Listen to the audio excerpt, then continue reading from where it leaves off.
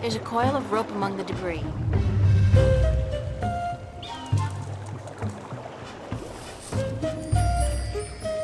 I could get lost if I just wander off into the jungle with no idea what the island looks like or where I'm heading.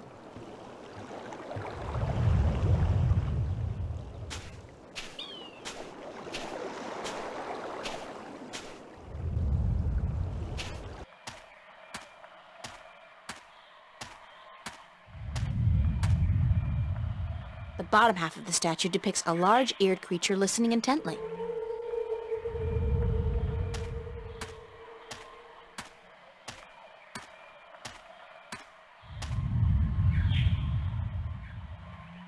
It's a triangular hole, like a keyhole. It's a creature with large ears. It's a creature with a big mouth.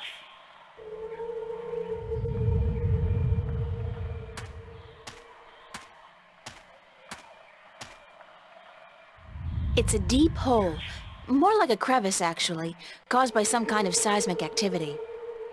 God, it must be at least 50 meters down. The crevice widens out into a huge cave just below, and there's water at the bottom.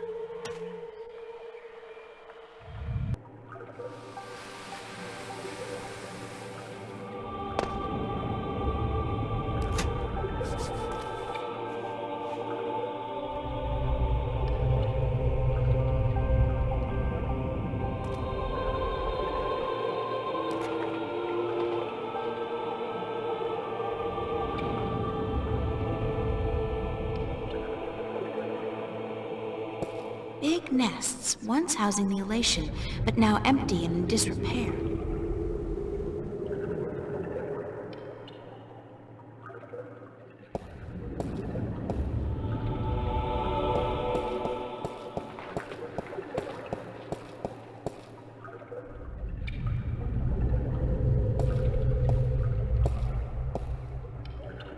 That's a Merum city.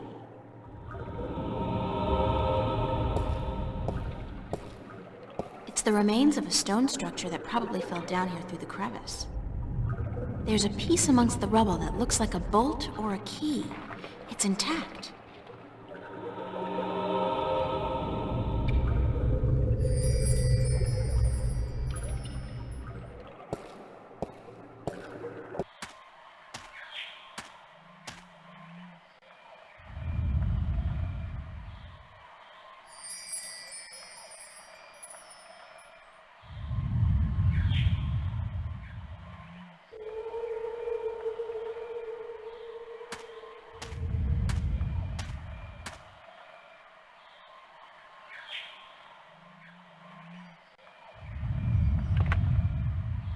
It's a triangular hole, like a keyhole.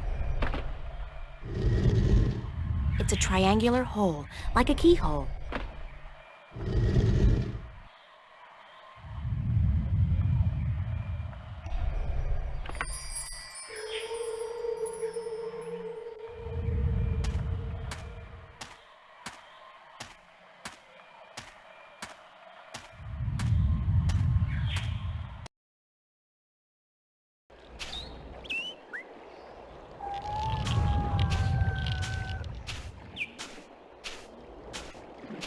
some kind of giant crab.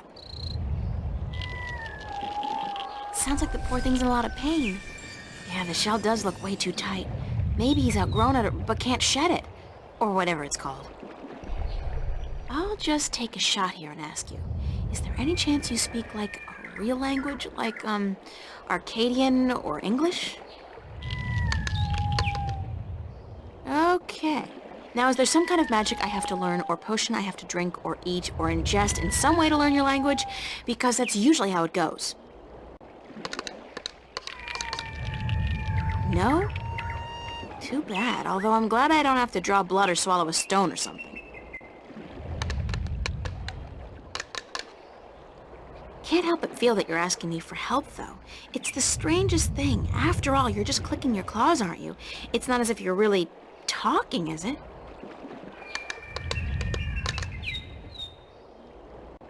It's a big statue.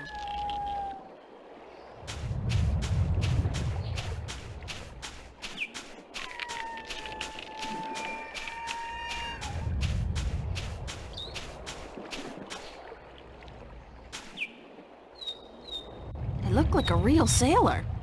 Arr, matey! It's an old fireplace.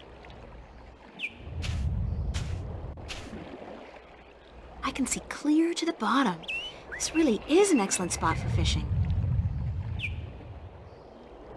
The bottom part of the statue depicts a creature with large ears listening to something.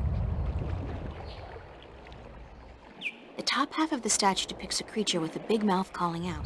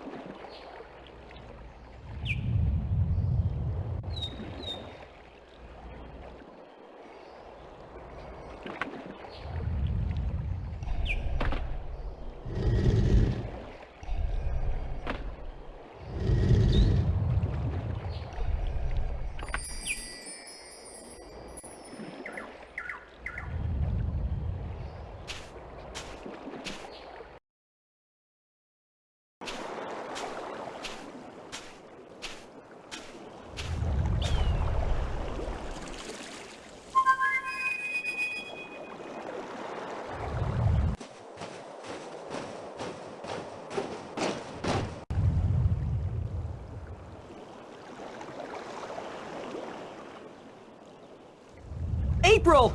You're alive! You're here! You're soaking wet! Where did you go? I thought you drowned. I was completely miserable. And the chicks on this island are so prissy. They don't even care for a kiss unless you're all settled down with a nest in your own territory.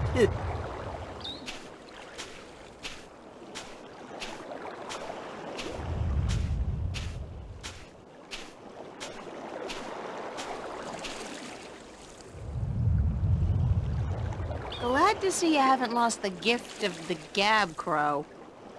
Lady, you have no idea how limited bird Twitter can be. It's all, hi this and here I am that, all damn day long. I haven't had a decent conversation in days. Well, you're making up for it now. I never know when you're gonna go AWOL on me again. I had a little adventure under the sea. Oh? I didn't know humans had gills. We don't. Well, I do, I think. At least I can breathe underwater now. Cool. Not as cool as being able to fly, of course, but still. Hey, does that mean you're a mermaid? Hardly. I don't have a tail. What did you do after I saw you last?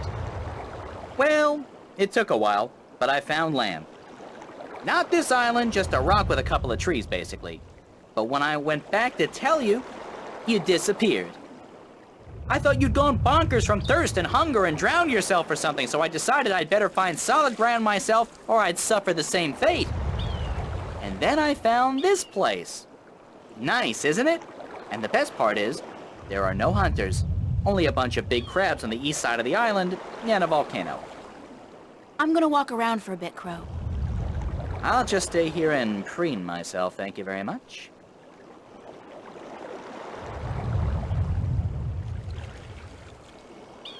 What can you tell me about the island, Crow? Only what I've been able to see from above. There's a volcano, dead I think, and lots of jungle, and some nice beaches. I'd like to explore the jungle, but I'm afraid I'm gonna get lost. Any ideas? Well, I could stay airborne and keep track of where you are. That way I could direct you when you get lost. Sounds like a super plan, Crow. Let's go.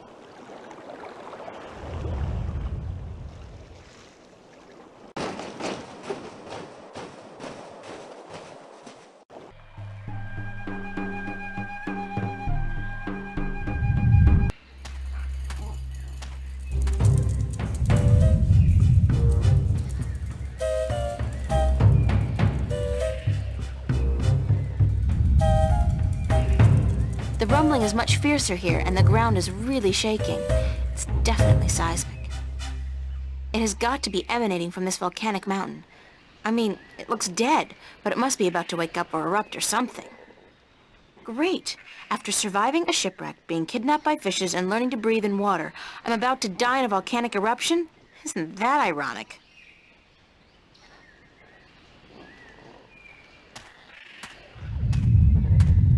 That's one mother of a tree. It's got to be at least 100 meters tall. And what's that in the tree crown? Looks like a man-made construction. That's a huge tree. There's a large object in the tree crown.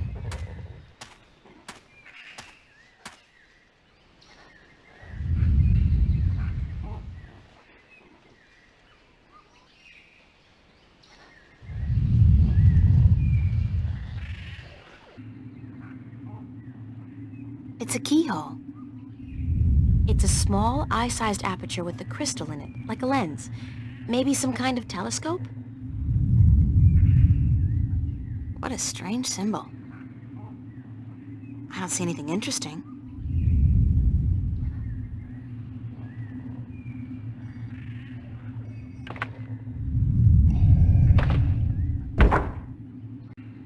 It's a statue standing in the ruins of a city. I can see a statue on a cliff overlooking the sea. I don't see anything interesting. I don't see anything interesting. I don't see anything interesting. I don't see anything interesting. It's a statue just below a really tall tree. I don't see anything interesting. Somebody's looking back at me. Oh, wait. That's just my eye. The lens is turned into a mirror.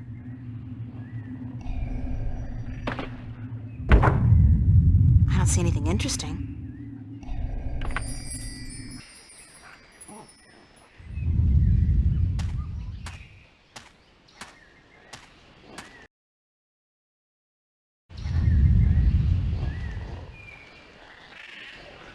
The bottom half of the statue depicts a creature listening, while the top part depicts a similar creature calling out.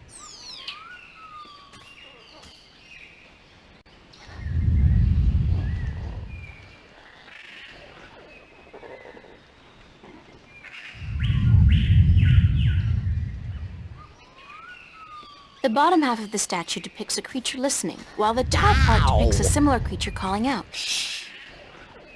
Who's there? Shut up. I know there's somebody there. I heard you. Is she gone? Nope, she's still around. Shut up, shut up, shut up. If you won't come out, I'll just sit down here and wait. Sooner or later, you'll have to show yourself.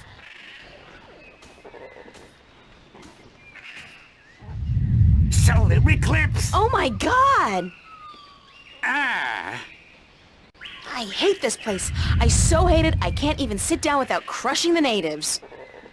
Big person alert! What are you? What does it look like? A talking twig? We're stickmen. And you're an accident waiting to happen with your large, ungainly body and wobbly legs. What's a stickman?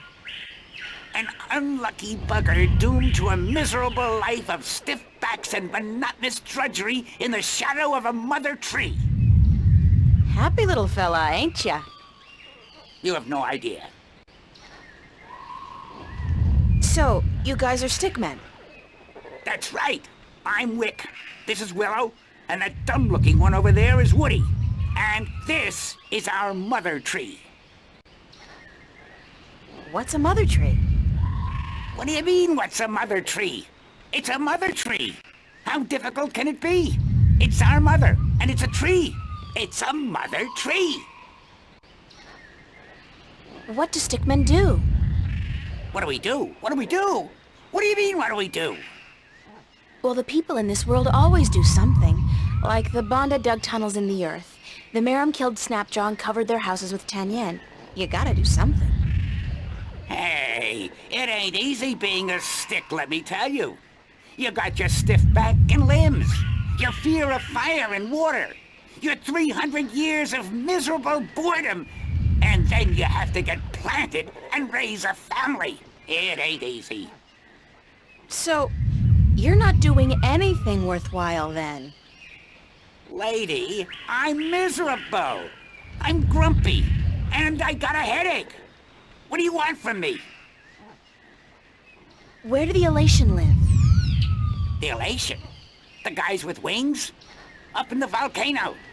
There's an old city in there. I think they're squatting. How do I get into the volcano? You don't. The road collapsed a few centuries ago, and when traders come, the Elation fly down to meet them. Nobody goes up there anymore. What's that constant rumbling noise? Lady, you have no idea what we have to endure. All day, all night, that noise is just murder. It all started when Quaman, the quiet giant, would you believe that's what we used to call him, was banished by the Orowal from his perfect fishing place to some remote place in the forest. Whoa, information overload. Let's step back for a minute to fill in the details. Who's Quaman, the quiet giant? He's the scariest human we've ever seen. He stands tall as a mountain and uses whole trees for toothpicks.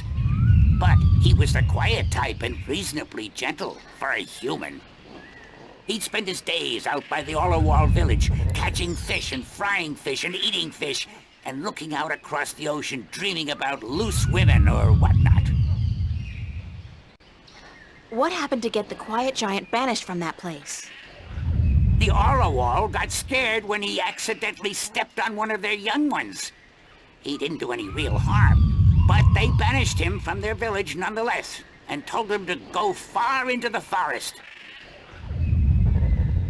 Who are the Orlowal? They're the crab-like creatures who live down by the sea. They're nice people, if a little crabby. And it's hard to understand what they're saying half the time. Where's Quaman now? Somewhere in the forest east of here, we don't know where exactly. He went there to get as far away from the Orowal as possible. So what does all this have to do with the rumbling noise? Oh, I was getting to that. If you just let me get a word in edgewise. I just had some questions is all. Anyway, Quaman is the brooding type. And he takes everything so to heart, he got instantly depressed and went to sleep. And what is he doing now? Still sleeping. That's the problem. But how long ago was it that the Orlowal banished him? The last full moon, nearly 30 sunsets passed. He's been sleeping for a month? He was depressed. What do you want, lady? Once I got so miserable I slept for 8 years. And let me tell you, those 8 years were the happiest of my life. I still don't understand what this has to do with the rumbling noise. See that statue over there? Sure. What's up with that?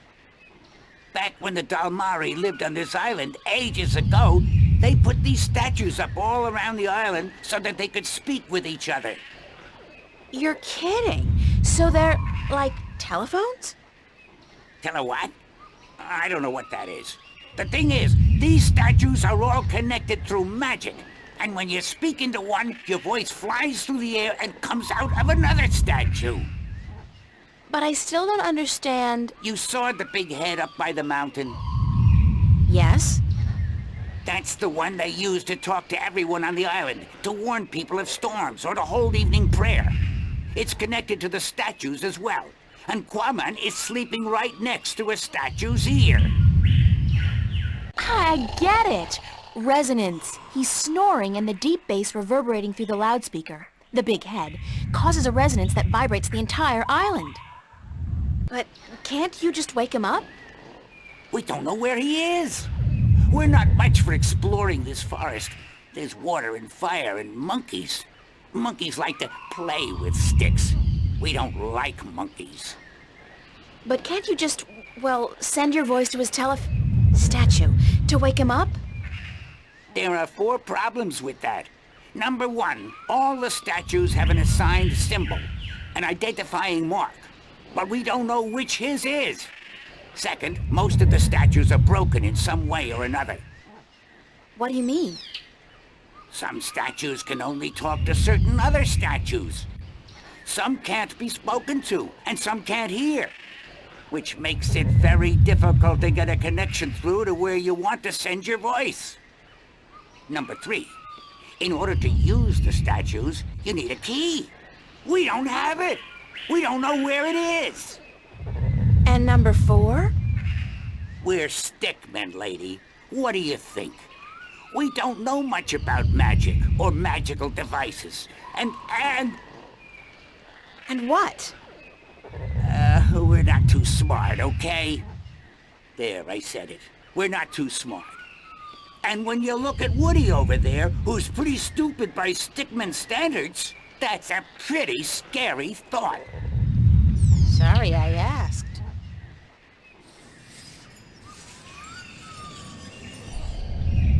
I'll see you guys later then. If you don't step on us first. He's a stickman. Hi, I'm Willow. Wick's the oldest. Woody's the youngest. And I'm just stuck in the middle, as always. Don't let me keep you. Wick's the boss, as always. Go talk to him.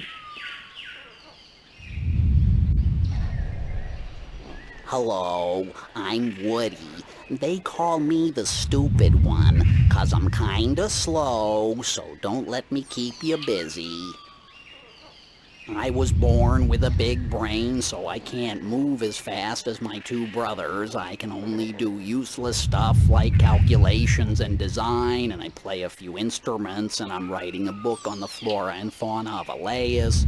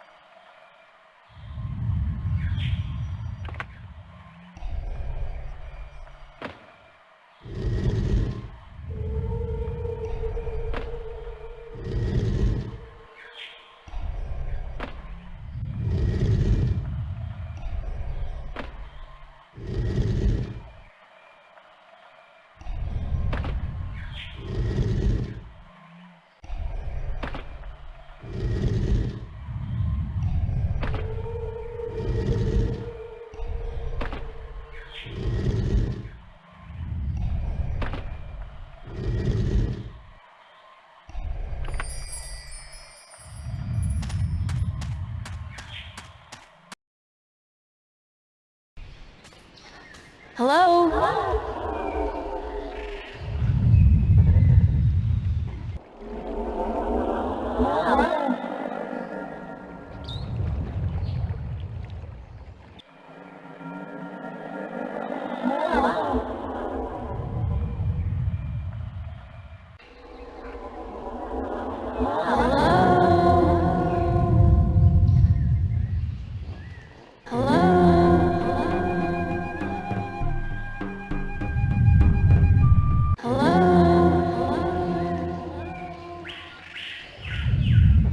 Wake up!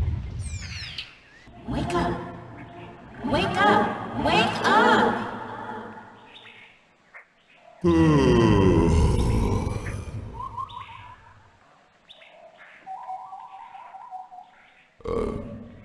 Who'll be there?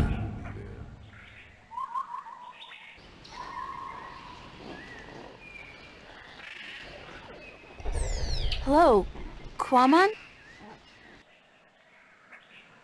It's your wake-up call, sir.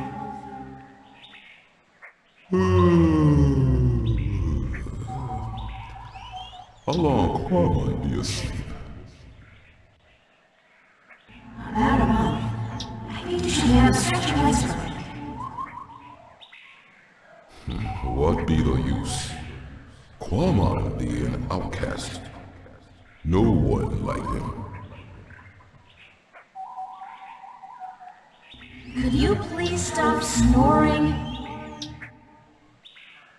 Quamon be snoring? No one ever tell Quamon he be snoring. But then Quamon always be sleeping by his lonesome. No woman like Quamon. Don't say that about yourself, Mom, and I'm sure that, you know, it's kind of uncomfortable to be discussing this in a public like this. Yes, everyone be hearing about Quamon now. Do you want to talk about your problems? Face to face? What be the point? I'm a good listener, and I'd like to be your friend. That'd be the point. Quamon not sure if he want friend now.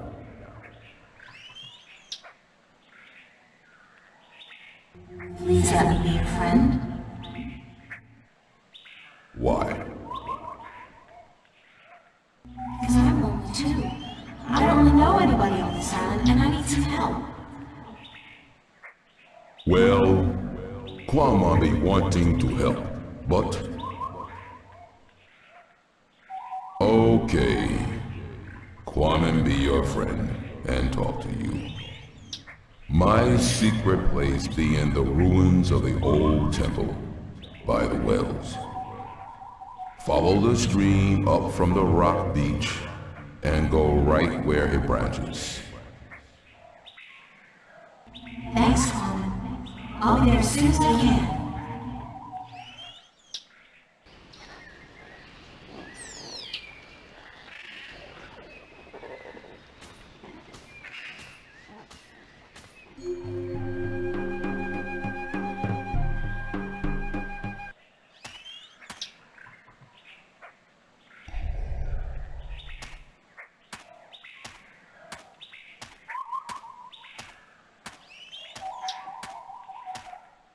Whoa, you are big. You're just about the biggest person I've ever met. Quamon be a freak. No one be liking him. I didn't mean it that way. I just meant... April, you know just what to say, don't you? I'm sorry. I like tall guys. Really, I do. You be the only one then, because no one else want anything to do with Quamon.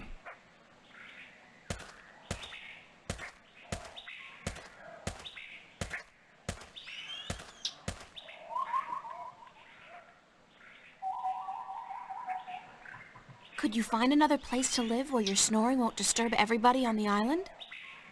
No, Quamon be having no other place to go. except his old home in the Allawall village, but they be not wanting him there. How did you come to be on this island? That be a long story. Do you want Quamon to be telling you? Sure, I have time. Tell me the story. Many long moons ago, Quamon be happy. He be working at the circa in Khorasan, where he be big attraction. What did you do? Quamon be the world's strongest man. He be popular. People come to see him from all the Northlands. Some even from east of the Bay of Fire.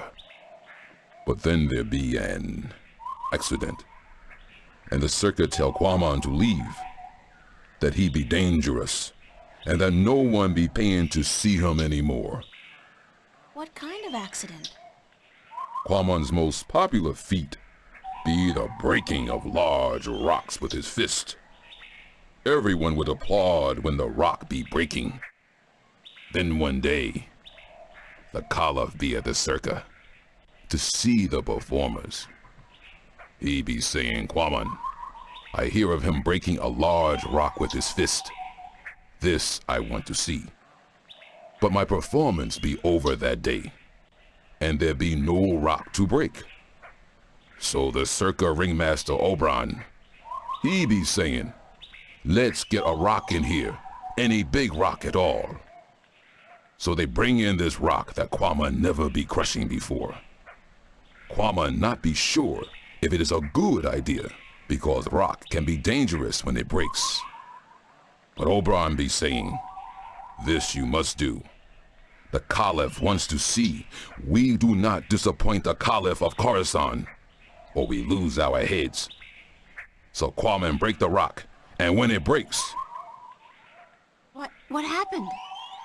there be large pieces of rock flying everywhere, and one piece be hitting the Caliph and one his son. The Caliph be not seriously hurt, but his son be unconscious and bleeding from the head. They say to Quamon, run, get away from the circa in Khorasan, or the Caliph will have his head. So Quamon run, and he get passage on ship leaving that night. When the ship passed this island, Quamon be jumping into sea and swimming ashore. And now he be here. What happened between you and the Orlawall? Oh, Quamon be so clumsy, so dangerous. He should not be among people. He be only hurting them. The Allawall be kind, letting Quamon live and fish in their village. But then Quamon be stepping over a young Allawall, almost breaking his shell. The Allawall tell Quamon to leave village, to not come back because he may kill an Allawall. They tell him to go as far away as possible. Quamon be sad because he liked the Allawall, and because Quamon be having the best fishing place in all of Elias. He lose his friends and his food. What do you eat now? Quamon fish in these wells here, but the fish that live down there be small and not very tasty. Would you like to move back to the Orlawall village? Oh yes, Quamon be wishing that more than anything in the world. I saw an Orlawall down by the beach, just outside the village. It seemed to be in pain, but I didn't know what to do. Perhaps if you come along, you can help him out, and get back in favor with the Orlawall people. Yes, perhaps Quamon can help, even if the Allawall do not want him back. Here it is, the, Orlawall? Can you help it? Perhaps Quamon can help. Poor Allawall. He'd be crying for help. Quamon see what be wrong. the all-a-wall not shed its shell when time come, and now it be stuck in the shell. Why didn't the other Orlawal come to its assistance? Their claws be no good for this work. They be helpless. But Quamon help. Quamon be good with his hands. Quamon be happy. Quamon accept your graceful thanks, sir. Thank you. You be making Quamon very happy. Quamon accept your offer and be grateful to the all-a-wall people. Thank you very much. What? What did he say? Why did you thank him? All-a-wall be inviting Quamon to stay on the cliff above the village, where he can fish again. Quamon be very, very happy now. You understand what it's saying? All-a-wall language be easy to understand. It be just click and clack and clock. I'm so happy for you, Quamon. Go on, don't let me hold you back.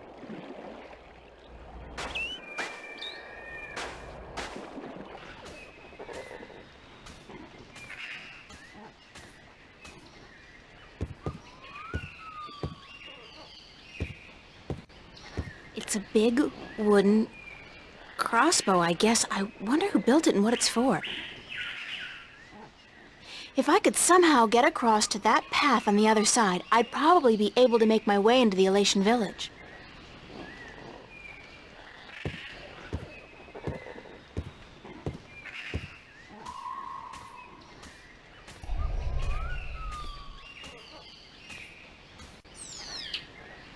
Who built that big crossbow in the tree? I did. Well, I thought of it. And these two nincompoops gave a helping twig on the, manual side. So they built it, and you supervised. Yep. But it's not done. There are still a few pieces missing before we can blast off for Luna. Did you say blast off for Luna? That's what I said, Luna. As in the moon? The same. You intend to go to the moon using that thing? Lunar cannon. And yes, that's the plan. You guys are loonies! If by loonies you mean visionaries, then yes, we are. How come you're not working on your lunar cannon now? Because of that infernal noise is why. But Quamon has moved back to the Orlawal village. He's not going to disturb you again, trust me. Really? How the heck did that happen? Nah, I don't care. The important thing is we can work again. Thanks, lady.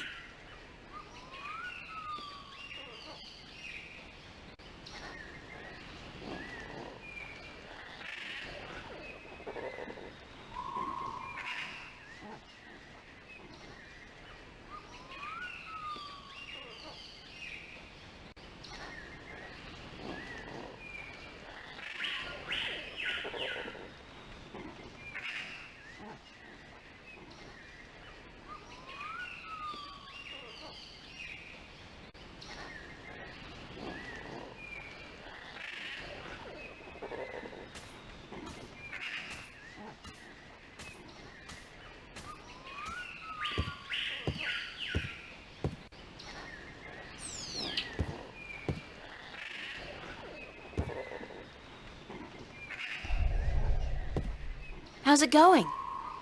Almost there. Oh, one tiny little problem, though. And that is? We don't have a bowstring for our, Propulsion drive mechanism, Wick. what he said, yeah, we need a bowstring. Something strong and flexible and sinewy. Like what? I don't know, lady. I'm no engineer. I'm just a supervisor. String made from animal guts would be perfect. Yeah, but look at us. Do we look like the kind of stickmen who'd make good hunters? Do you see me going after a gate beast carrying what, a cone? A dry leaf sharpened to a razor edge?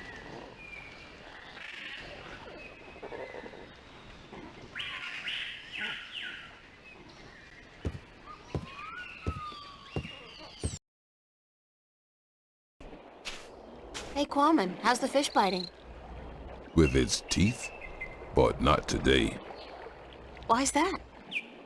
Quamon be not certain.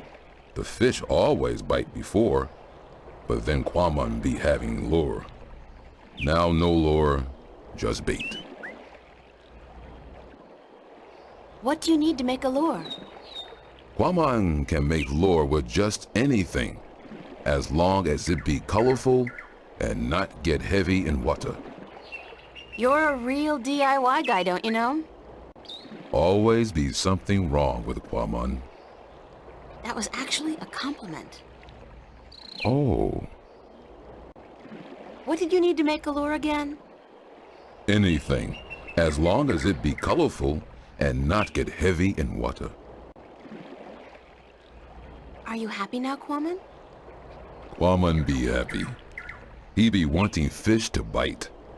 But if they do not, Quamon still be happy. Can I borrow your fishing rod?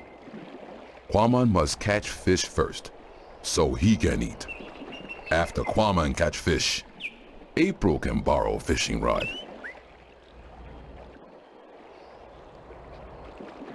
Happy fishing. Thank you.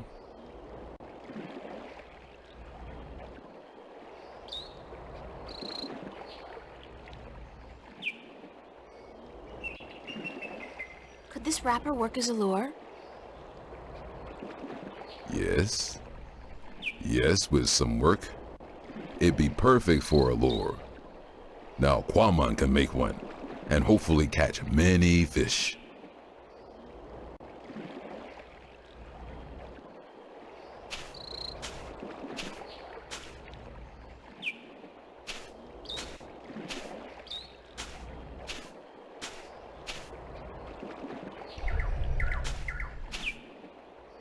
Did my lure work okay? It'd be working very good. Quamon catch a large, tasty fish very quickly. April be wanting a taste? No. No offense. I'm just not too fond of seafood. This not be seafood. It be human food. What's Quammen gonna be doing now? Quamon be sitting here until the sun sets. Then he be going to sleep. And tomorrow? Quamon be deciding that when he wakes up in the morning. Man, you got relaxing down to a fine art. Quamon not be knowing anything about fine art. He be a Philistine. I'll see you later, Quammen. So will I. Goodbye.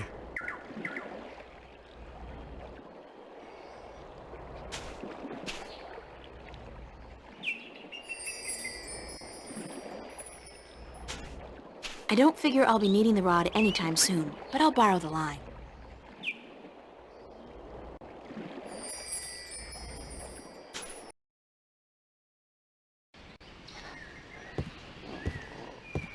Can you use this as bowstring for your, lunar cannon? Let me see that. Oh yeah, that gonna work good.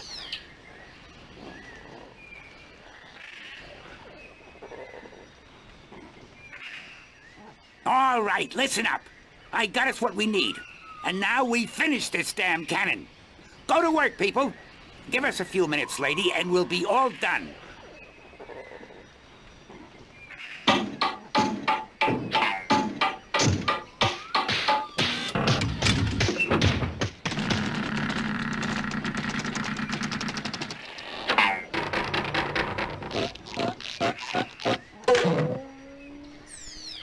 It worked.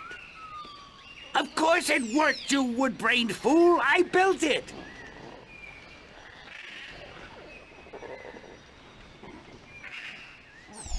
Are you done? Yes, ma'am. The lunar cannon is now ready to be tested. Well, Well, what? are you gonna do it? Do what? Test the cannon. Me? And get myself killed? I think not. But go ahead, be my guest. I don't think I'll fit in there. That ain't my problem.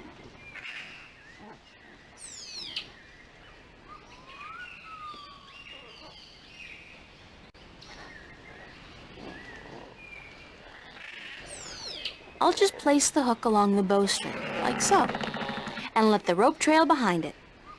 Okay, we're ready to fire!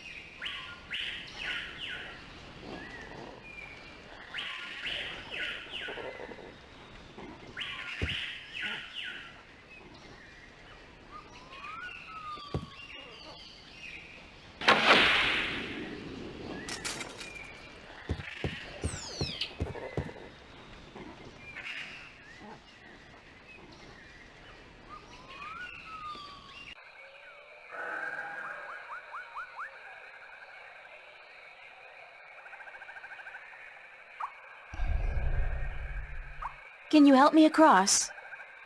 You are human, and we don't allow human strangers into our village. If you wish to trade, let us know where your ship is anchored, and we will send traders to you with our merchandise. I don't have a ship, and I didn't come here to trade. I came to talk to your leaders. I'm sorry, but we don't allow strangers into our village. What's up this road? The Elation village of Tamar. Where's the Elation village of Tamar? Up this road and into the volcano. Isn't it dangerous to live inside a volcano? This volcano has not erupted for thousands of years, and the gods protect us. We are safe here. Is there another way to get into the volcano? No. This pass is the only way. I'm sure there's a secret cave somewhere that leads into the volcano. No, there isn't. There's always a secret cave. Not here. Are you absolutely sure there's no secret cave? Human, you talk too much, even for an elation. Actually, I am a trader. Where is your ship anchored? In, Coconut Grove? There is no coconut grove on Elias. So, I'm not a trader, but I am a friend of the Elation people. We don't know you. There is no friendship between strangers, human. Don't your people have a prophecy about a stranger who comes without a ship, or something like that? I don't know of any prophecies, human. What kind of prophecies do you know about? We don't tell our stories to strangers. Thank you. Yes, but you must leave now.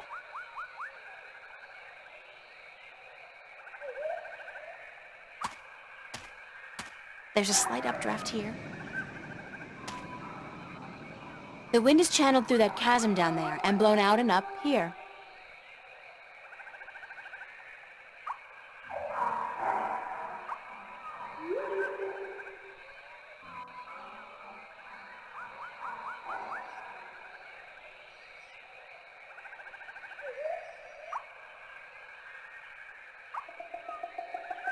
That's the last of it, unfortunately.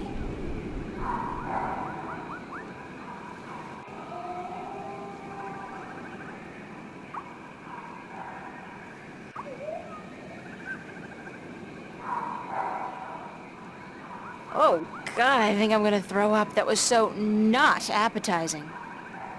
Weirdest thing, though, I do feel lighter. Like I lost 90 pounds. I can't even imagine what people would pay for this stuff back home.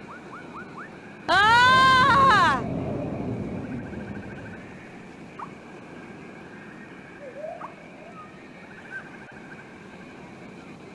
Human, you flew across the chasm. You don't have wings, but still, you fly like the elation. Believe me, I'm as shocked as you are. Are you the Windbringer? What's the Windbringer? It's a prophecy amongst my people. Of course, there's no escaping the prophecies. It said that someone not of the elation shall come among us to float on the wind like an elation, to learn our stories, to bring the wind back to us, and to bring us into a new and happier age. Is that all? You know, I'm starting to forget how simple my life used to be. Family, friends, grades, boys, no prophecies, nobody looking to me for salvation. I don't understand, Windbringer. You should speak with our teller up in the city. She'll be wanting to see you, I'm sure. We've waited for the Windbringer for a very long time. The teller? Thanks. No, Windbringer, thank you.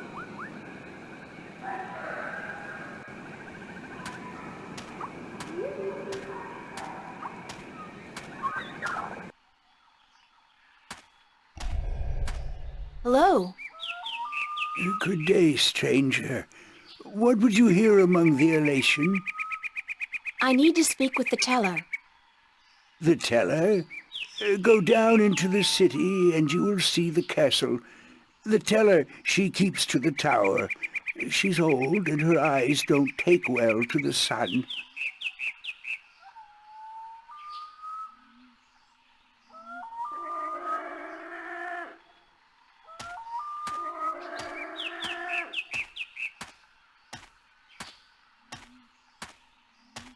I look like a real sailor. Arr, matey.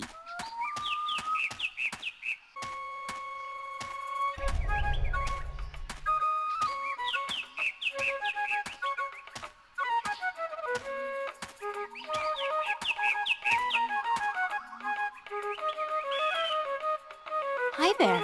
What you doing? Playing? Yeah, what are you playing? Nothing. My daddy's in the castle watch. He's allowed to sharpen his claws. Really? My daddy owns a farm. Yeah? Do you have animals there? Sure. He has some cows and some horses and... What's cows and horses? Well, cows are big, brown, fat animals with 4 legs and white spots. And they go moo a lot. And horses? Horses are fun to be around. They run really fast and they can jump over tall fences and they look beautiful and graceful. But the best thing about horses is that you can ride them. I can run fast too. But I can't fly yet. My wings aren't fully formed. When I grow up, I'll fly far away and see everything. I'll go see our horses. That would be nice. My name's April. What's yours? Saina, will you be my friend, April? Of course, Saina, as long as you promise to be my friend. I promise. Do you know where the teller lives? Over there in the castle tower. My daddy's watching the entrance so that only nice people can get in.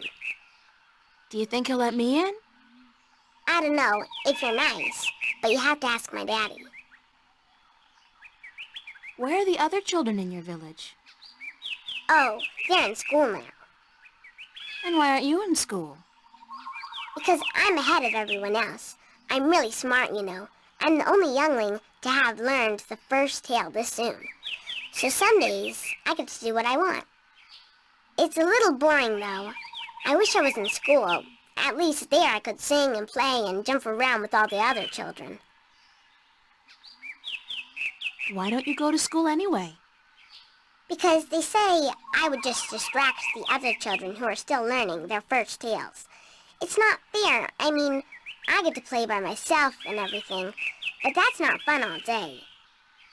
And my mommy's working on her pottery at home, and she doesn't want me disturbing her because she might make a mistake. But the day after tomorrow, I get to go back to school, because then we're going to learn some more flying lessons. They're always a lot of fun, and I'm getting pretty good at that too. I bet. I wish I had wings like you do. Yes, they're very good to have when you fly. Have fun, Saina. Are you leaving? Yes, I'm sorry, but there are some things I have to do. Grown-ups are always too busy.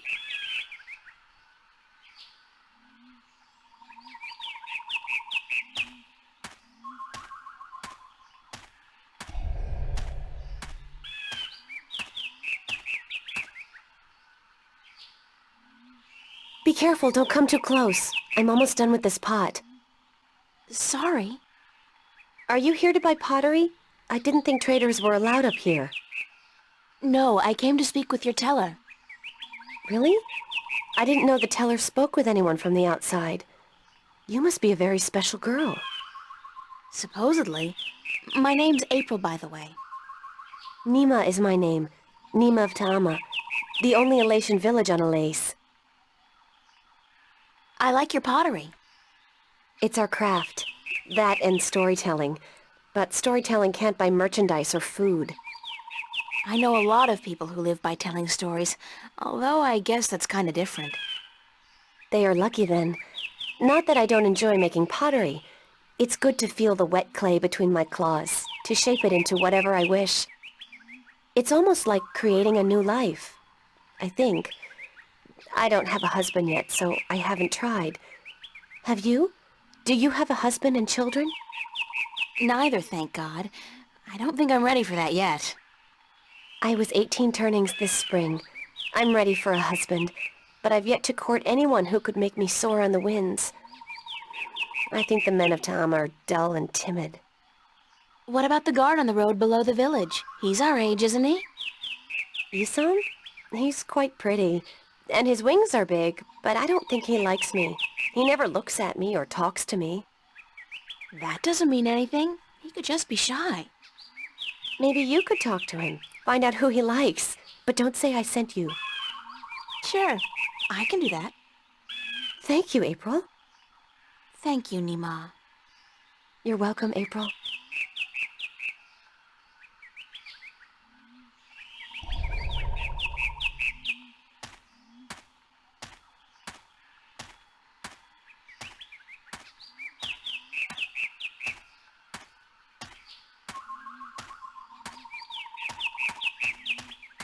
Halt!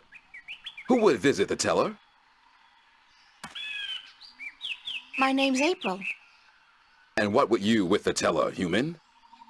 I'm not sure, but I need to speak with somebody in charge. The teller is our teacher and our mother, but she will not speak with foreigners who walk into our city. And how, pray tell, did you get here? The road is closed and guarded. It's got to be my female charm. It will not work on me, human. Please, leave our village and return to your ship.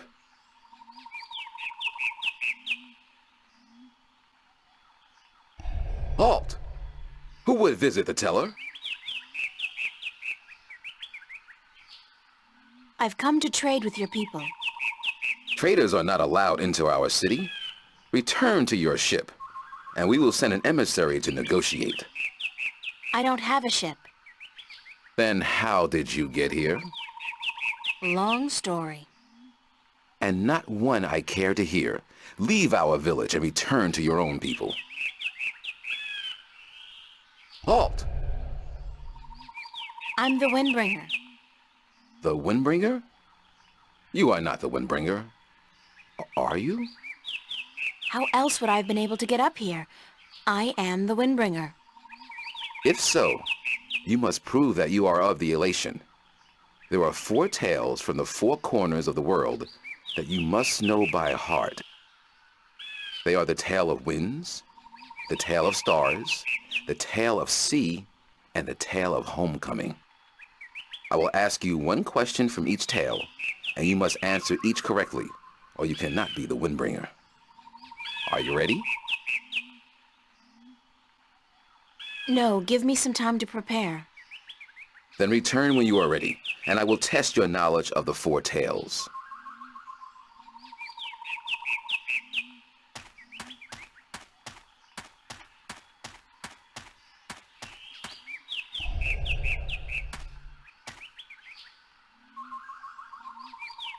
Hi, Nima. Hi, April. Do you know one of the 4 tales of winds, stars, sea, and homecoming? I had to learn the tale of homecoming. It took a long time, but I think I got it now. I'm better with pottery than I am with the tales, unfortunately. Do you want to hear it? Please. Very well. This is the tale of homecoming, my tale, and I shall tell it in my own words, as told to me by my teacher, in her words, and by her teacher in turn. Moran was a handsome young Elation man with strong wings and a hardy beak. He lived below the white cliffs, where the water was salty and the fish plentiful. Moran was betrothed to Inara, the loveliest girl there ever was. She was fair and slender and tall, and her eyes were the clearest shade of blue. But Moran was hesitant to enter into union with Inara, to become her husband and to give her children. He would always come up with a new excuse for why they had to wait a little while longer. Now, Inara was skilled at pottery, but even more so with stories, and the teller of the village had many times asked Inara to be her apprentice, to learn all the tales, so that someday she could take over as the teller. But Inara refused, knowing that if she did accept the teller's offer, she would never be able to marry Moran, because a teller cannot have a husband nor children of her own. Her refusal to become the teller's apprentice was unheard of, because who could refuse such an honor? But to Inara, love was more important. Her love for Moran was beyond honor, beyond reason. But despite Inara's love, Moran was still hesitant. And then one day he told Inara, "I am traveling on a pilgrimage to the far shores. I will be gone for some time, and while I am traveling, and in accordance with our traditions, I will be freed from our betrothal.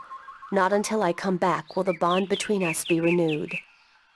It was not unusual for a young Elation man at that time to go on a pilgrimage, and the bond between the betrothed would often be cut while he was away, to be formed again upon his return.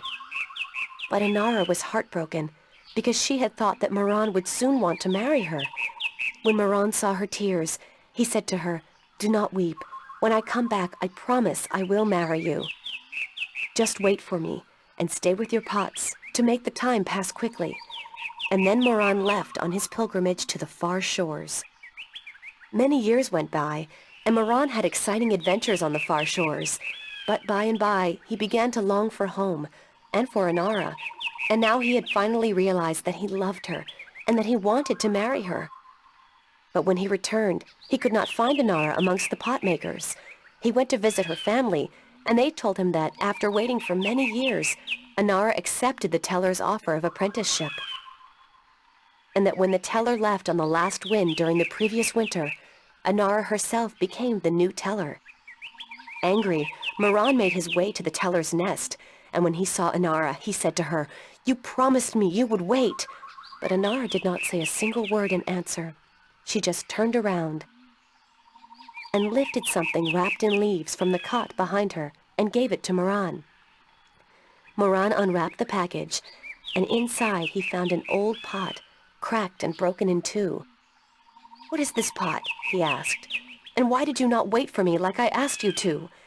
And finally Inara spoke, and she said to Moran, "I made this pot for you, my dear Moran, when you left, because I wanted it to be my marriage gift to you. But when many, many years passed, I finally realized that you did not love me the way I loved you, and to live hoping otherwise would be death." "But I want to marry you," cried Moran. "I came back." But Inara just nodded at the broken pot in Moran's hands and said, "Like an old pot that is left without care, a heart may break in two, and a broken heart can never be mended." And so Inara turned away, never to speak with Moran again, and Moran's heart, like the pot that was left untended, broke in two, because absence makes a heart brittle. This was the tale of homecoming, my tale, and I told it in my own words as told to me by my teacher, and as I will tell it to my student when the time comes. Bye, Nima. Goodbye, April.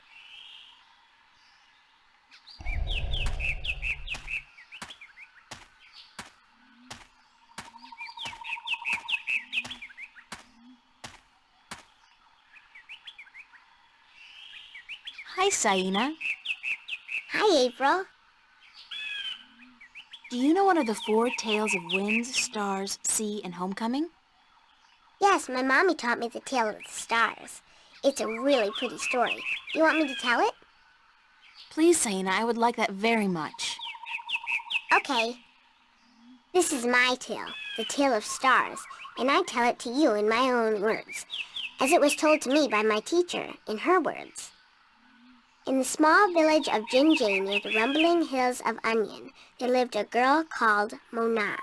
She was a curious girl, and she would always get in the way of grown elation. Go play somewhere else, they would say to Mona, but she didn't want to play with the other children. She wanted to be where the grown-ups were, to see what they were doing, and learn from them. But one day, after getting many complaints from the pottery makers and guardsmen and traders and soldiers in the village, Mona's mother told her that she wasn't to interfere with the grown-ups anymore, and that instead she could go play with the other children, or sit still and draw or work with clay. But Mona was always curious, and now, since she wasn't to be among the grown elation anymore, she decided to go exploring the forest that lay just outside of the village of Jinjay. She had many times been forbidden to enter the forest because it could be a dangerous place, but Mona was very curious. Of course she wasn't planning on going far into the forest, but then her eye caught sight of a white flufftail hopping through the tall grass, and Mona, curious as ever, gave chase. The flufftail ran away into the forest, and Mona followed, blind to where she was going, and interested only in catching the white flufftail so that she could keep it as a pet.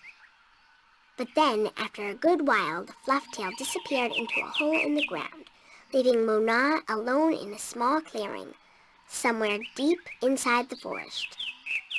She was exhausted after running after the flufftail for so long, and as she looked around the clearing at the unfamiliar trees and flowers, she realized that she hadn't been paying attention to where she was going. Not for the first time, her curiosity had gotten the better of her, but this time it was serious. Mona was too young to fly, and she had very little sense of direction, and chasing the white flufftail had made her dizzy and tired.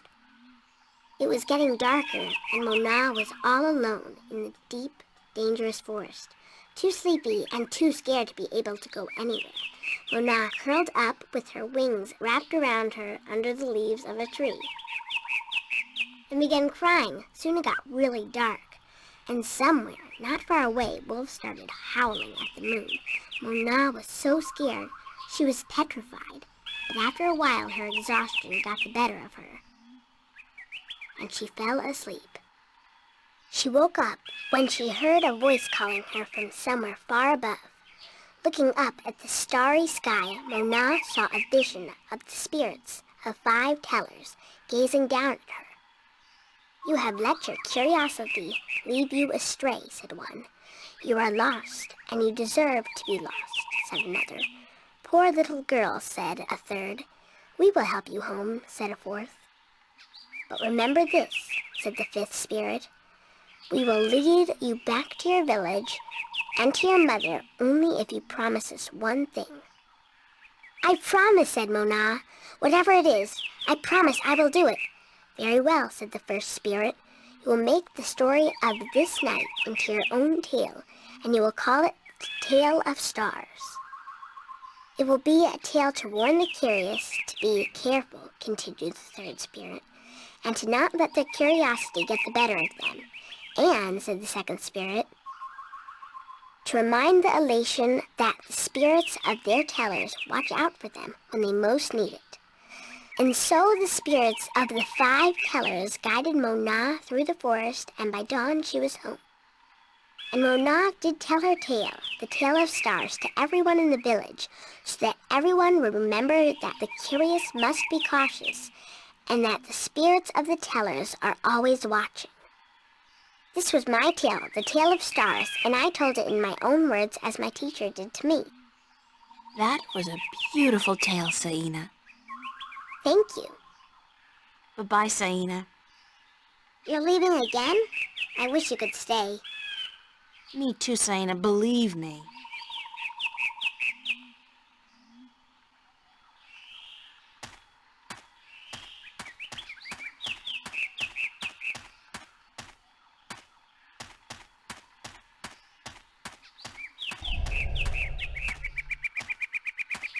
Do you know one of the 4 tales of winds, stars, sea, and homecoming?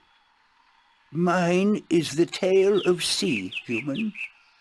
Would you mind telling it to me? I would be happy to do so. This is the tale of C, told in my own words, as it was told to me by my teacher in his words, and to him by his teacher in his words. This was a very, very long time ago, when the Elation were a strong people, and we could spend days riding the hot winds above the seas. We hunted fish then, and we were at war with the Merum, the Wet-tails.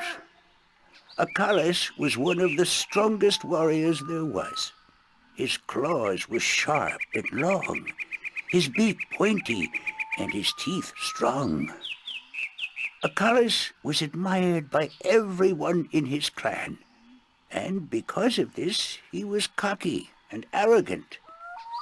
So one day, the teller of Acalis city asked him to perform a very important and very special duty, to bring a sacred jewel to the teller of an Elation town across the sea. This particular jewel was very important because it signified a union between the two towns, and it would benefit the people of both that it was delivered safely and promptly. Acalis grinned and told the teller that he would deliver the jewel both quickly and safely, and that she was not to worry.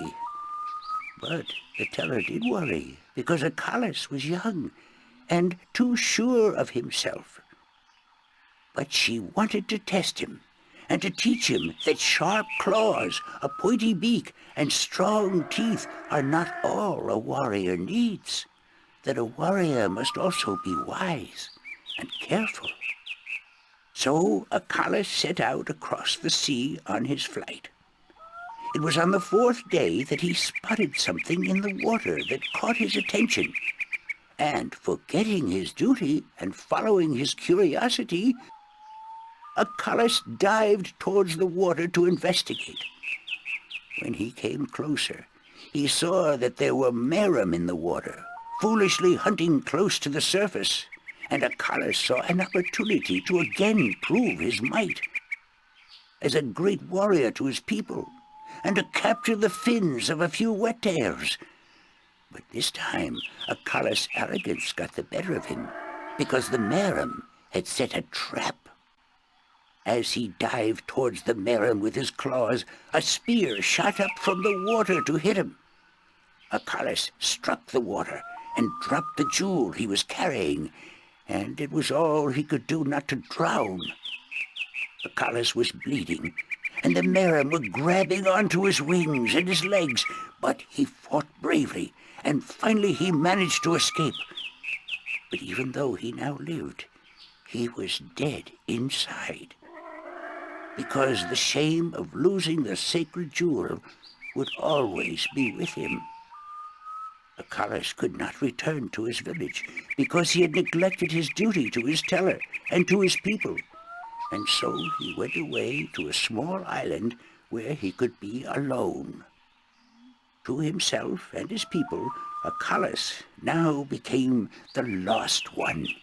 He who had been on a sacred mission, but had failed in his arrogance. A year passed, and one day Acalis met with human traders from a ship that came close to his island.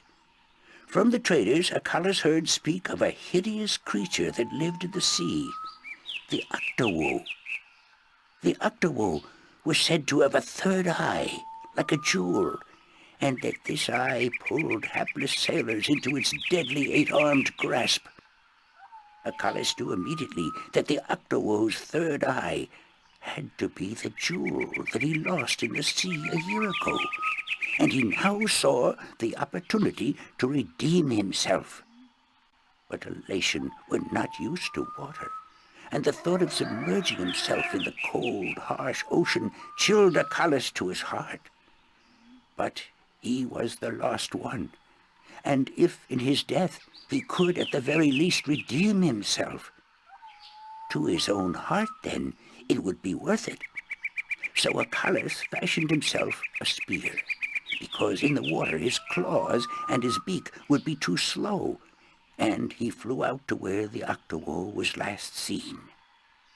And then Acalus dived into the sea.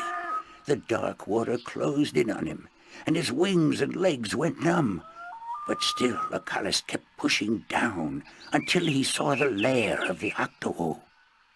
Spotting Acalus, the Octowo attacked, and Acalus saw the monster's third eye, his sacred jewel, shining bright in the darkness, and his heart was filled with a sense of duty and courage that he had never felt before. But as he began fighting the eight-armed monster, Acalus realized that if he were to fight like he usually did, he would not stand a chance. He would have to think differently. And so Acalus tricked the Octowo into following him through a tight chasm where the monster got stuck. And then he swam above it, and using his spear, tipped a rock on top of the Octowo. Swimming back down again, the Octowo was flailing helplessly. Now, almost out of air, Acalus took the sacred jewel from the Octowo's head and swam back up. Finally, Acalus could deliver the sacred jewel to the town across the sea. And upon returning to his village, he went to the teller, bowed his head, and said, "Forgive me, teller, for in my arrogance I thought I could do everything. But I could not, and I became the lost one because of it." "You were lost," said the teller, "but you are no more. Because now you see the limits of your own strength, and you will know that a warrior must be careful and wise, in addition to being strong and fierce." This was the tale of C, and I told it in my own words, as told to me by my teacher.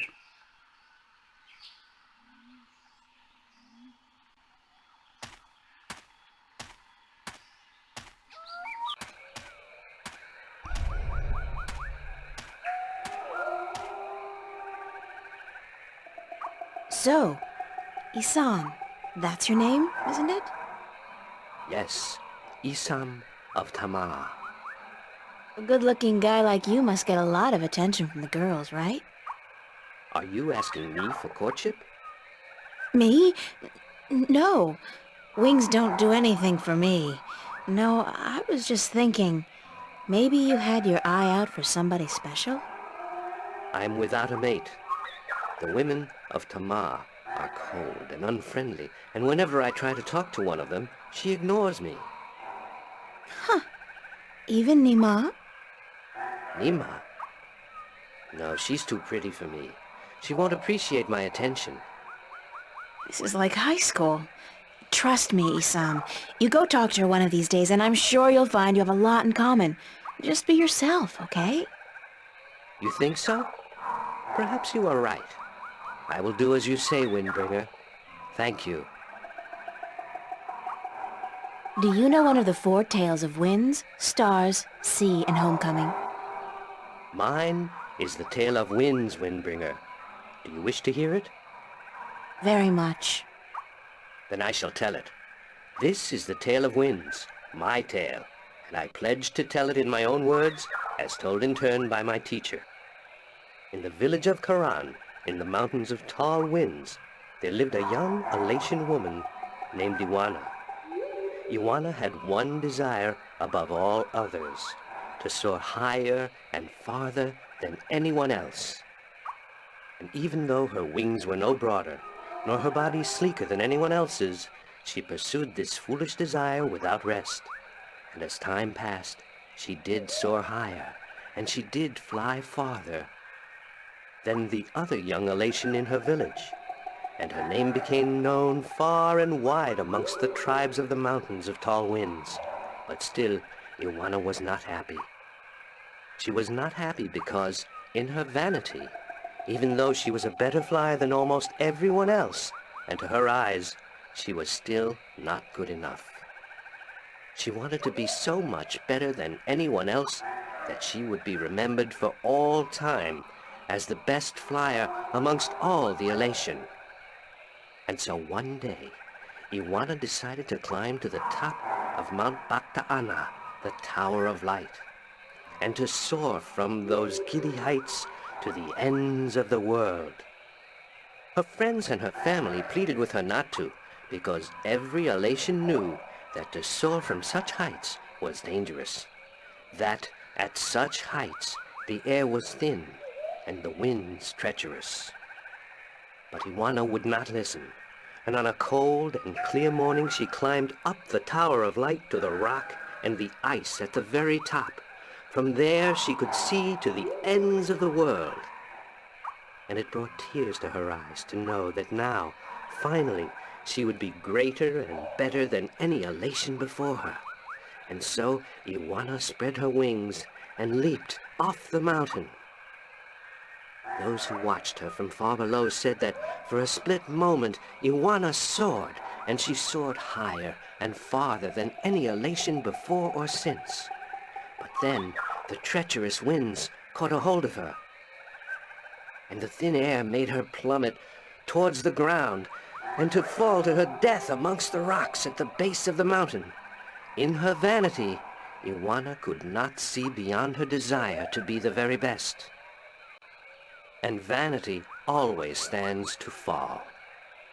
That was the tale of winds, my tale, and I told it in my own words, as told to me in turn by my teacher.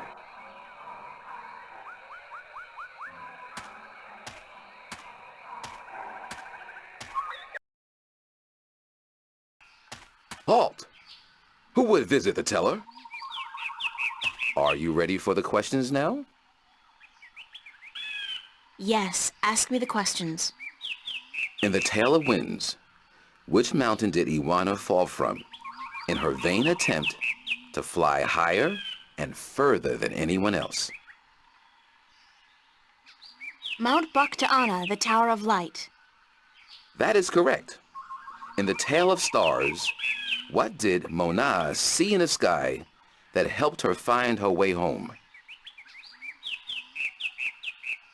The spirits of 5 tellers. That is correct. In the Tale of Sea, what creature did the Lost One battle in his quest to recover the sacred jewel? The Octavo? That is correct. My final question to you is this. In the Tale of Homecoming, what was given to Moran by his teller when he returned from his pilgrimage? A broken pot, to teach him that absence may break a heart in two. You have correctly answered all my questions, and so have proven your knowledge of the 4 tales. You are the Windbringer. The teller would see you presently.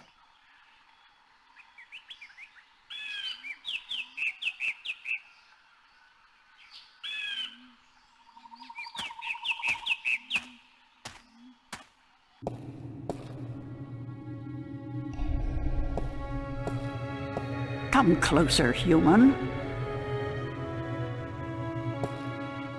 Closer. I cannot see your face. Closer still. Come sit here by me.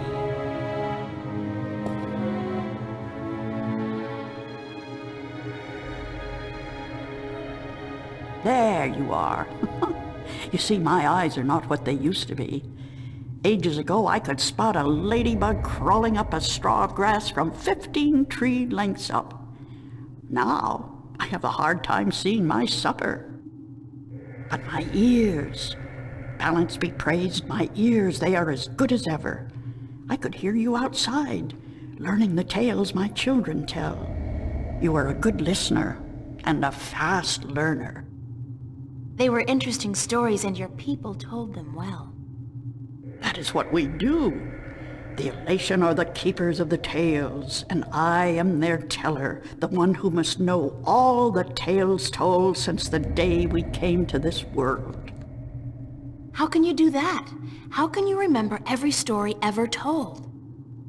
The secret is to tell them often and to tell them in your own words, not the words of your ancestors. Doesn't that mean that the stories change with every generation? Yes, as all tales must. Change is important. Otherwise the tales will have no meaning to us. They will just be words, and we do not care about the words. We care about what the words tell us. How long have your people been telling stories? Since the beginning, human. Since we came to this world a long, long time ago. You're not from Earth? From Arcadia? Not according to our tales. We came on a great wind before the divide, when the earth was one and humans had yet to learn of magic and science.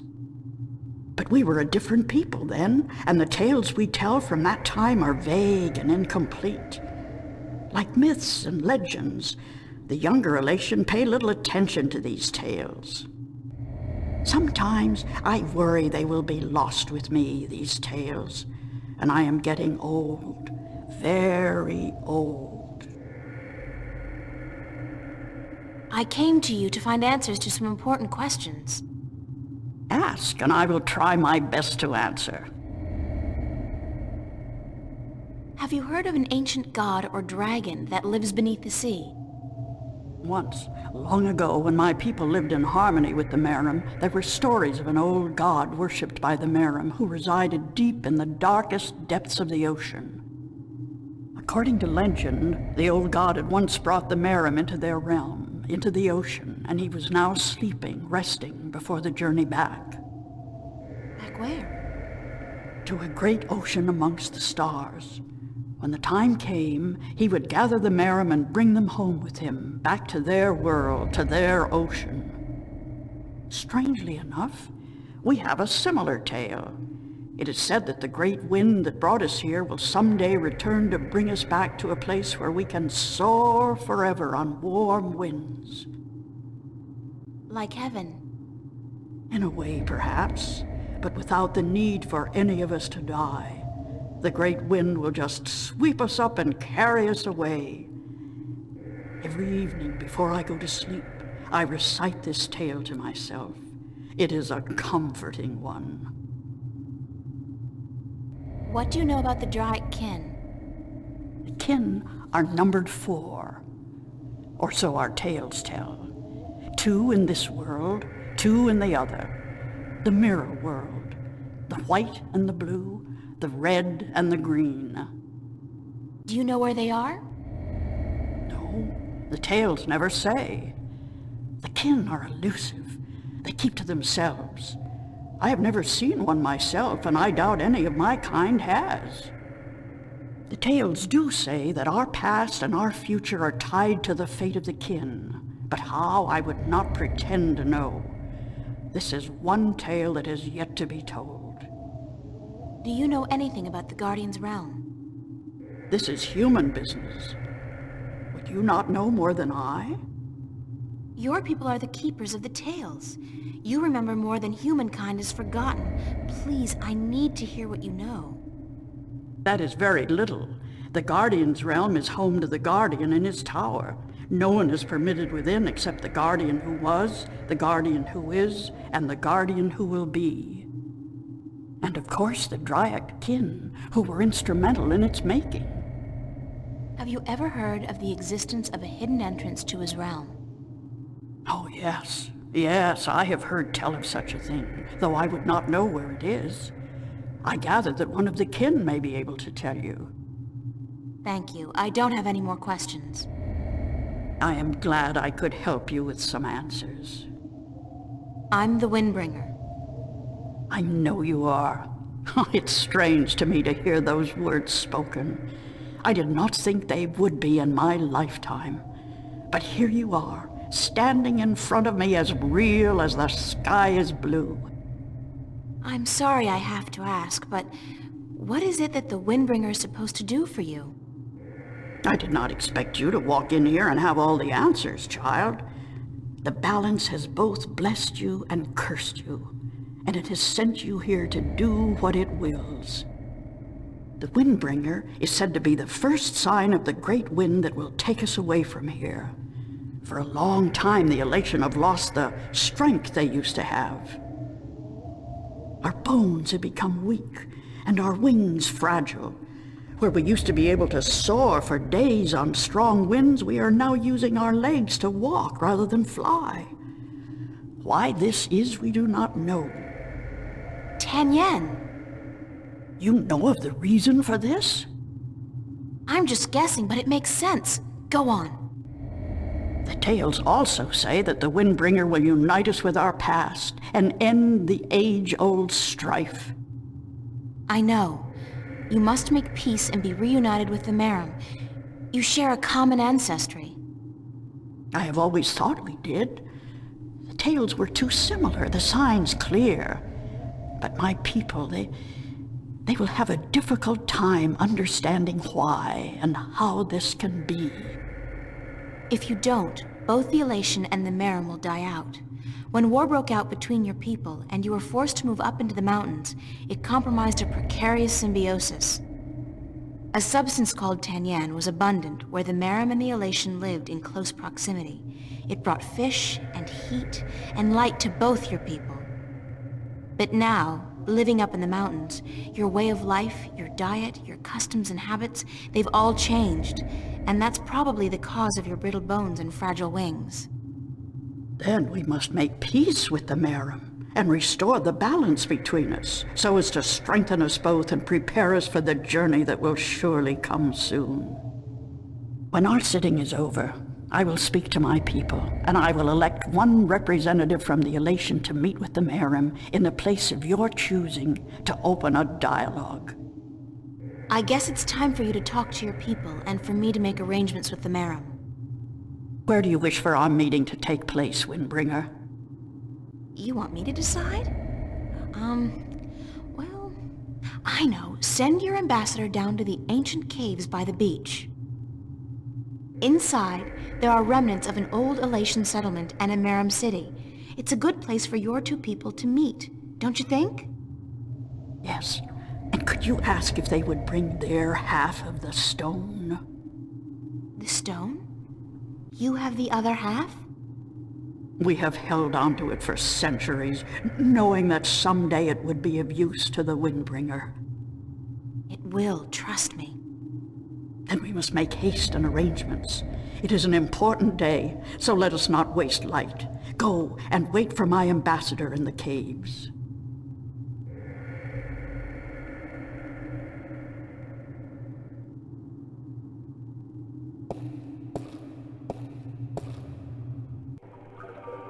It's amazing. This place is so beautiful. And the scent of sea and rock and nest. This scent is of home. This was home a long, long time ago, according to the tales.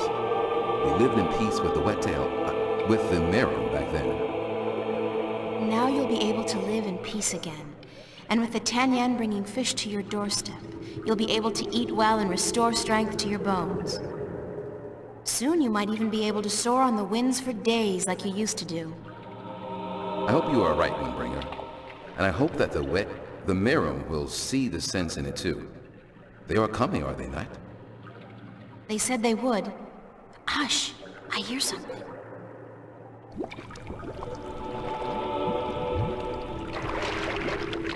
We are here, Water Stiller, as was promised. Good. Now, as representatives of your respective peoples, you, the Queen of a Merum city, and you, guard to the Elation Teller, must fulfill the prophecy and join the two parts of the one stone. We hope that our peoples may be joined again, Elation, and that we may live in peace and prosper. As do we, Merum, and we pledge to do all we can for this to happen.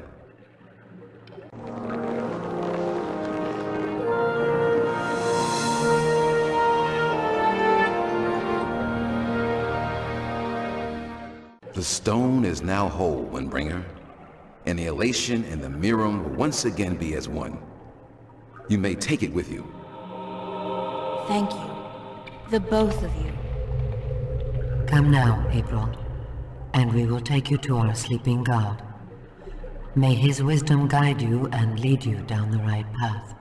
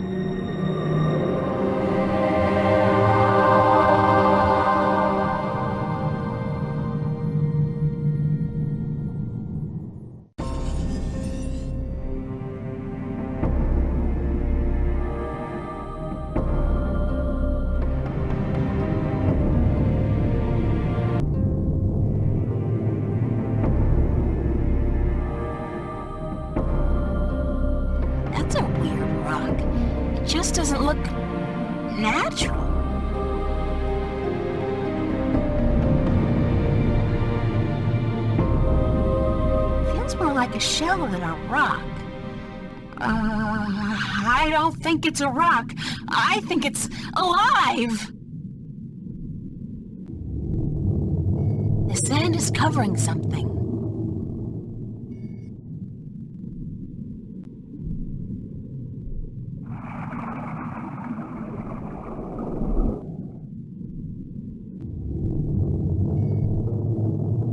It's soft and spongy.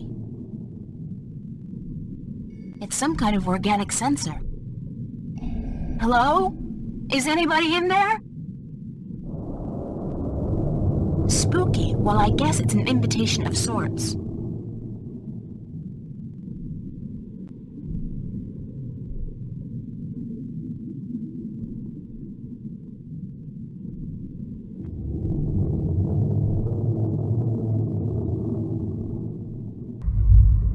There's air in here. And it's dry. I swear I'm never taking a bath again. That doesn't look like a natural protrusion. It's too big and round. I know you.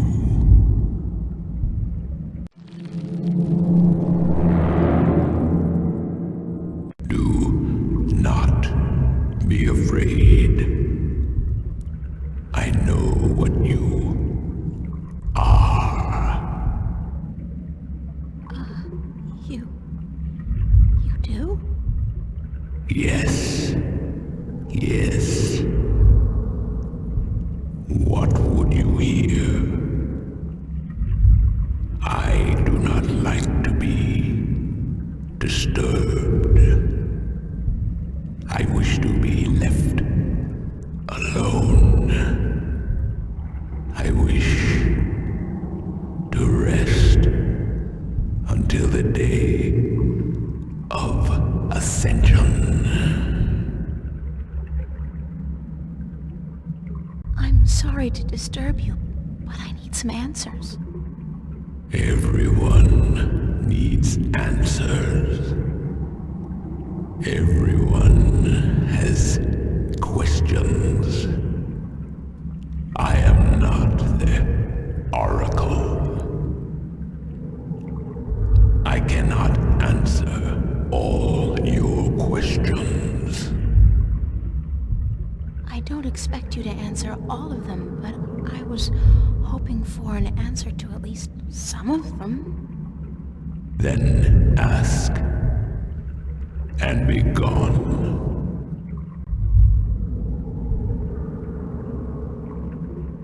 What am I? What do you mean? You said you know what I am. What am I? You do not know. Then it is not I who should teach you about your heritage.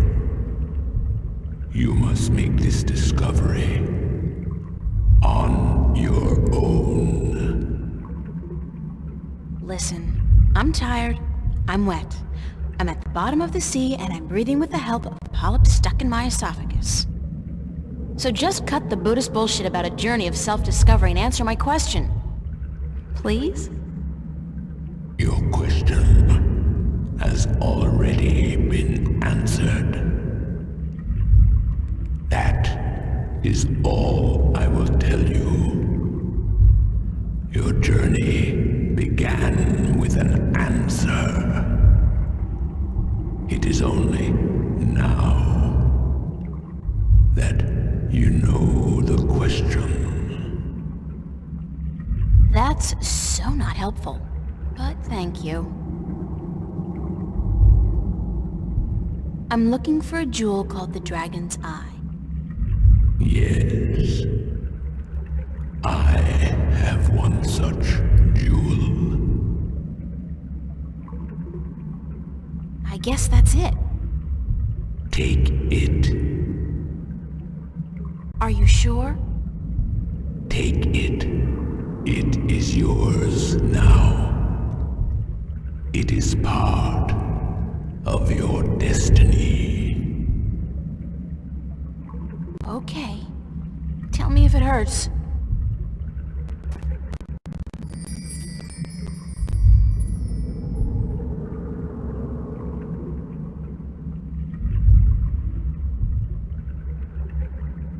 What is the Day of Ascension?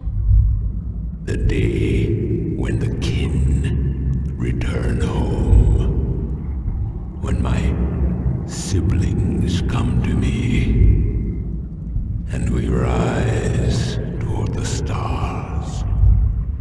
For our journey back to our cradle. This is the Day of Ascension.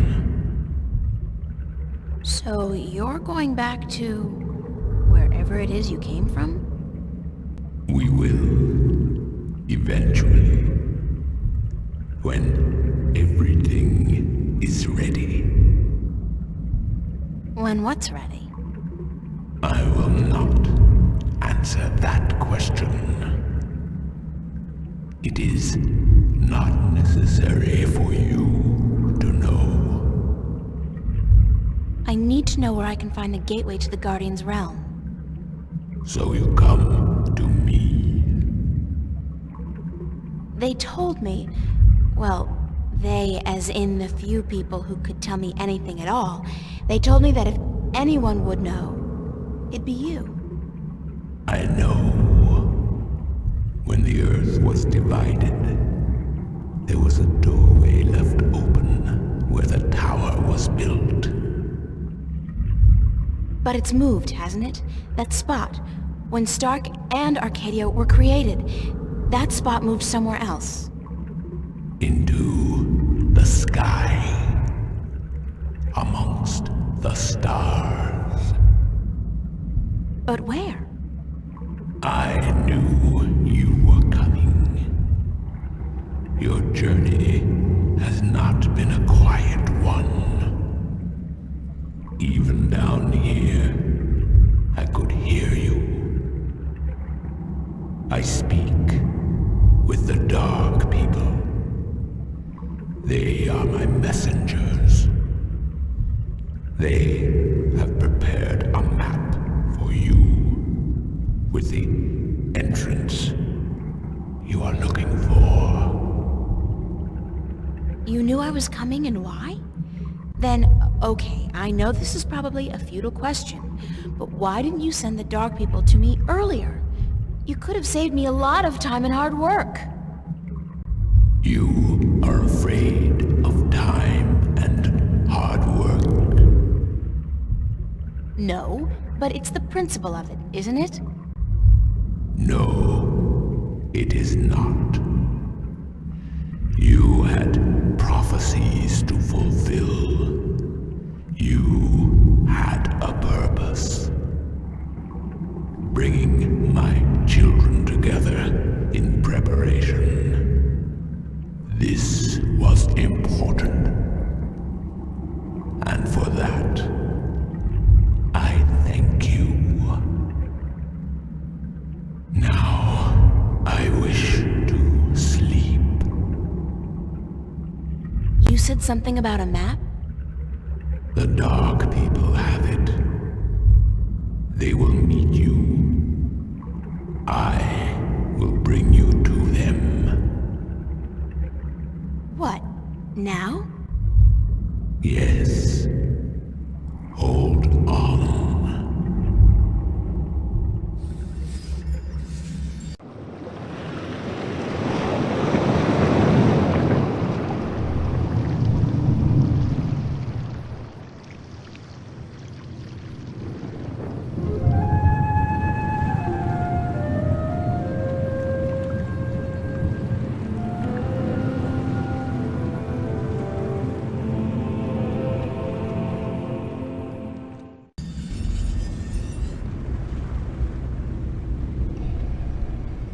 See the face, but I think it's a man. A tall man wearing a dark cloak. He's one of the Dark People. Whatever they are. Thanks for taking me on board. Who are you? Well, I thought you... I mean, didn't the old dragon... Well, I'm April Ryan, from Stark. And I guess you're a dark person. But who are you? I'm just a student. Not anybody special. You are special. Who are you? I'm not. I'm just... I'm the Windbringer. I'm the Water Stiller. I'm April Bondu Mbata of the Banda and the Venar Kangangla. I'm a shifter. I will someday become the 13th Guardian, the protector of the balance. And I'm April Ryan. This is who I am. Yes, that is who you are. And you are a wave. Why am I, a wave? You have a purpose. You play an important part in the cosmos. A wave is someone who propels people and events toward change, towards the future. And that's what I do? You are a wave. There are ripples from your passing, and they spread wide and far. Those ripples will never die down. The worlds will be changed by your journey.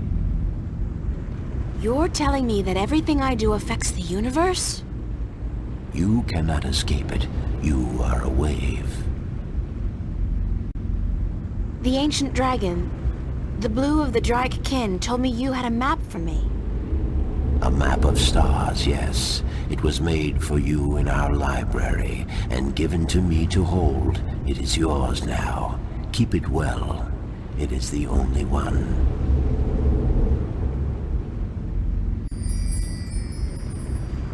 I'm looking for an ancient stone given to you by the Sentinel, the Fathers. You came for the stone. Of course we have it with us. Our ship would not have been chosen to meet you were it not for the stone we carry with us. Everybody's just waiting around for me to show up, so that they can give me stuff. Who knew adventuring was going to be this easy? It will not always be so easy. Of that I can assure you. But here is our stone. We entrust it to you, as we were instructed to do when the Fathers first entrusted it to us.